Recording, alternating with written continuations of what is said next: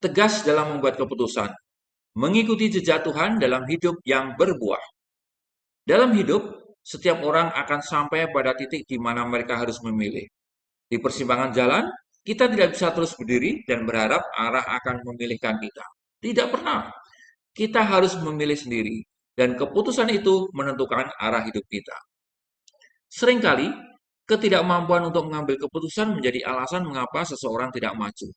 Ia berputar-putar dalam keraguan, menunggu kepastian, berharap situasi ideal, atau takut salah melangkah. Tapi kenyataannya, tidak memilih pun adalah sebuah pilihan. Dan biasanya, itu adalah keputusan untuk tinggal di tempat. Tidak ada kemajuan. Di dalam iman Kristen, ketegasan dalam mengambil keputusan bukanlah tindakan sembrono, tetapi sebuah tindakan iman yang bersandar pada hikmat Tuhan. Tuhan tidak menciptakan kita untuk menjadi pasif dan bingung dalam hidup, tetapi Ia menciptakan kita dengan kuasa kehendak dan menghendaki kita hidup dalam kepastian dan keberanian. Ketahuilah saudara-saudari, bahwa Allah menghormati orang-orang yang tegas di dalam hatinya. Surat Yakobus bab 1 ayat 6-8 berkata, sebab orang yang mendua hati tidak akan tenang dalam hidupnya dan tidak akan menerima apa-apa dari Tuhan. Wah, seru sekali. Orang bimbang seperti gelombang laut yang diumbang-ambingkan oleh angin. Artinya, ketika kita tidak tegas dalam mengambil keputusan, kita sedang menempatkan diri dalam ketidakstabilan dan bahkan mempersulit Tuhan untuk menyatakan kehendaknya. Tuhan menyukai hati yang mantap, pikiran yang teguh, dan iman yang tidak goyah. Kitab Yesaya bab 26 ayat 3 menegaskan hal ini. Yang hatinya teguh kau jagai dengan damai sejahtera. Sebab kepadamu ia percaya. Keputusan yang dibuat dari hati yang percaya kepada Tuhan akan membawa damai sejahtera, tentu saja. Disitulah letak rahasianya, yaitu ketegasan sejati lahir dari hubungan yang erat dengan Tuhan, bukan dari rasa percaya diri manusia yang sebetulnya rapuh. Saudara-saudari terkasih, menunda keputusan sama saja menunda tujuan. Terlalu banyak orang yang hidupnya dalam penundaan. Mungkin Anda juga begitu. Mereka merasa punya tujuan dari Tuhan, punya kerinduan besar, punya visi besar, tetapi mereka terus menunggu waktu yang tepat atau konfirmasi yang lebih jelas. Mereka takut untuk membuat kesalahan. Padahal dalam banyak kasus, Tuhan sudah cukup banyak bicara. Hanya saja kita yang belum berani melangkah. Yesus sendiri adalah pribadi yang tegas. Dalam pelayanannya, ia tidak ragu menyatakan kehendaknya, bahkan ketika itu tidak disukai oleh orang banyak. Ketika waktunya tiba untuk menuju Yerusalem dan menghadapi salib, di Lukas bab 9 ayat 51 mencatat, ketika hampir genap waktunya Yesus diangkat ke surga, ia mengarahkan pandangannya untuk pergi ke Yerusalem. Yesus tahu apa yang akan ia hadapi. Ia tidak lari, ia tidak menunda, ia menetapkan hatinya, dan karena keputusan tegas itu, keselamatan dunia dinyatakan. Demikian juga ketika kita punya tujuan atau kerinduan yang besar yang selaras dengan firman Tuhan. Entah itu memulai pelayanan, membangun keluarga, membuka bisnis, lalu belajar hal baru, atau mengubah arah hidup. Kita harus belajar meniru teladan Yesus.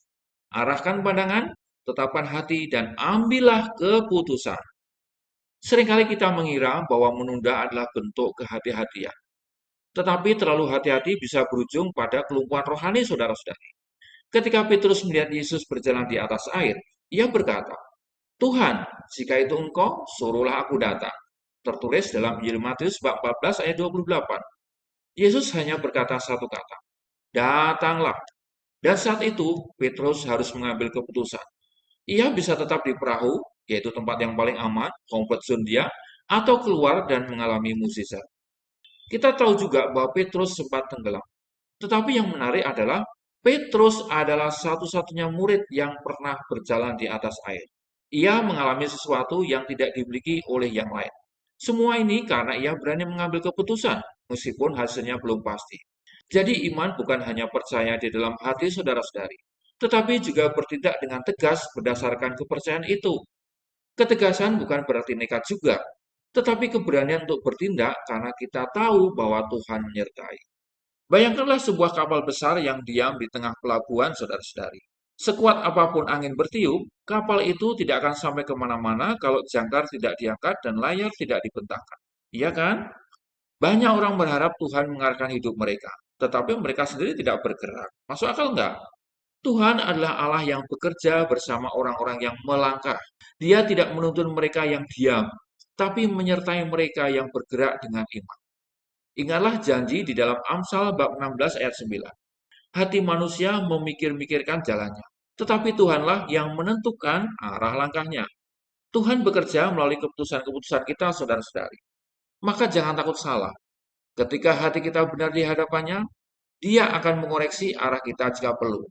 Tetapi langkah pertama tetap harus datang sebagai tanggung jawab kita. Anak-anak kecil seringkali berubah-ubah dalam keinginannya.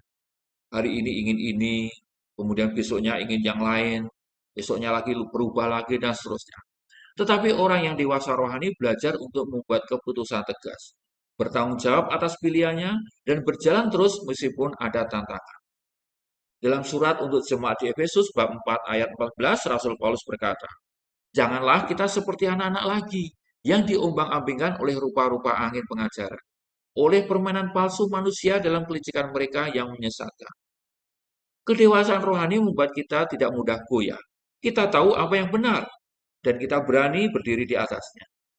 Dunia membutuhkan lebih banyak orang Kristen yang tidak hanya mendengarkan firman, tetapi membuat keputusan-keputusan besar berdasarkan firman itu. Saudara-saudari, setiap buah dalam hidup berasal dari benih yang ditanam. Tetapi menanam benih bukanlah hal yang otomatis. Itu adalah sebuah keputusan. Kita memilih lahan, memilih waktu, memilih tindakan tertentu. Demikian pula dengan hidup yang berbuah secara rohani, finansial, pelayanan, maupun relasi. Itu semua dimulai dengan keputusan untuk memulai. Mungkin keputusan itu adalah untuk mengampuni. Mungkin itu keputusan untuk menyerahkan hidup sepenuhnya kepada Tuhan. Mungkin itu keputusan untuk keluar dari zona nyaman dan mengikuti panggilan Tuhan. Apapun itu, saudara-saudari, Tuhan menantikan kita untuk membuat keputusan. Dan saat kita melakukannya, kuasanya mulai bekerja dalam dan melalui kita. Nah, sebagai penutup, saya punya pesan. Jangan takut memutuskan, sebab Tuhan menyertai keputusan Anda. Hari ini mungkin Anda sedang berdiri di persimpangan ya. Mungkin Anda tahu bahwa Anda harus memilih, tapi adanya rasa takut, adanya keraguan dan ketidakpastian menahan langkah Anda. Izinkan firman Tuhan ini berbicara kepada Anda. Kuatkan dan teguhkanlah hatimu. Janganlah takut dan janganlah gentar. Sebab Tuhan Allahmu, dialah yang berjalan menyertai engkau. Ia tidak akan membiarkan engkau dan tidak akan meninggalkan engkau. Janji ini tertulis dalam kitab Ulangan bab 31 ayat. Saudara-saudari, teguhkanlah hatimu, ambil keputusan, melangkahlah dalam iman. Saat Anda melangkah, seluruh alam semesta yang diciptakan Tuhan akan bekerja untuk menyertai Anda. Pintu-pintu akan terbuka, kesempatan kerejekian akan datang, orang-orang yang tepat akan hadir tak terduga, dan semua itu dimulai dari satu hal, yaitu keputusan yang diambil dengan iman. Demikian saudara-saudari pengajaran kita. Terima kasih. Amin dan shalom.